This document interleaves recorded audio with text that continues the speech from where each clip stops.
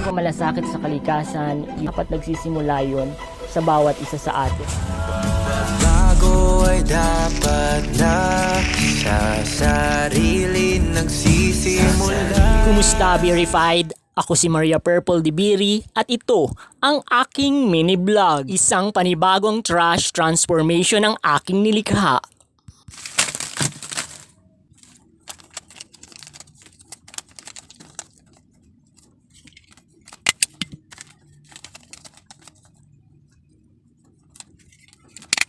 Sa pagbuo ng disenyo, gumamit ako ng mga recyclable materials tulad ng mga basyong pabalat ng fabric conditioner. Sa pagbuo ng disenyo, nangailangan ako ng 237 ng mga basyong pabalat ng mga fabric conditioner.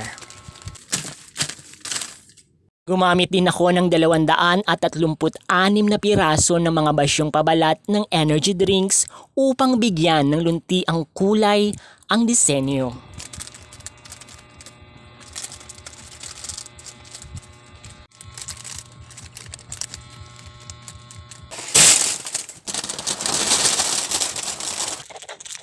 Gumamit ako ng 312 piraso ng mga basyong pabalat ng 3-in-1 instant coffee at upang bigyan ng karagdagang lunti ang kulay, ang disenyo gumamit ako ng mga basyong pabalat ng toasted bread.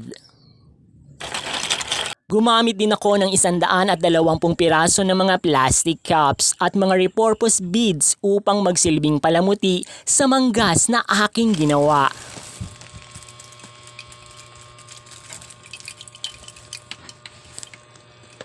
Para sa karagdagang palamuti, gumamit ako ng 130 piraso ng mga basyong pabalat ng chocolate drinks. At narito naman ang pinakamaraming basyong pabalat na nagamit ko sa pagbuo ng disenyong ito. Umabot ng halos 500 piraso ng mga basyong pabalat ng 3-in-1 instant coffee ang nagamit ko. Verified, ang malaking bilang ng mga basurang ito ay makapipinsala ng malaki sa ating kapaligiran. Sa pamamagitan ng mini vlog na ito, nais kong iparating sa inyo na ang malaking bulto ng mga plastik na basura na kinukonsumo at itinatapon ng isang sambahayan o ng isang pamayanan ay maaaring gawing isang panibagong likhang sining. Sa pagtataguyod ng advokasiyang ito, tinitiyak ko na hindi nakasasama sa kalikasan ang mga proseso ng aking paggawa. Tulad na lamang sa pagbuo ko ng pirasong ito, gumamit ako ng mga natural na kulay ng mga recyclable materials. May salakot itong kasama na nilagyan ko ng mga plastic cups at gayon din yung mga accessories para sa binti at braso. Heto naman yung bahag na gawa sa basyong pabalat ng 3-in-1 instant coffee. Kulay asul na tinastas na sako ay pinalitan ko yan ng kulay green upang tumugma yung kulay dun sa kapa na ginawa ko. Gumamit din pala ako dito ng 29 na basyong plastic na bote. Kumuha ng inspirasyon ng pirasong ito sa isang magiting na pinunong mandirigma na nakikipagdigma para sa inang kalikasan. Sa kasalukuyang panahon, tayo ang mandirigma ng inang kalikasan. Sikapin natin na kahit sa munting paraan ay maging bahagi tayo ng solusyon sa lumalalang problema sa basura, tulad ng aking pagtataguyod sa advokasiyang ito.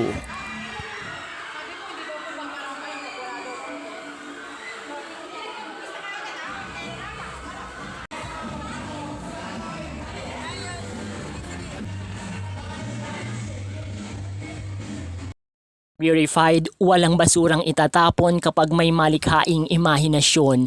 Ito ang aking pahina, ang Trashon Empress. Maraming salamat sa inyong patuloy na pagsuporta at panunood ng aking mga mini vlog.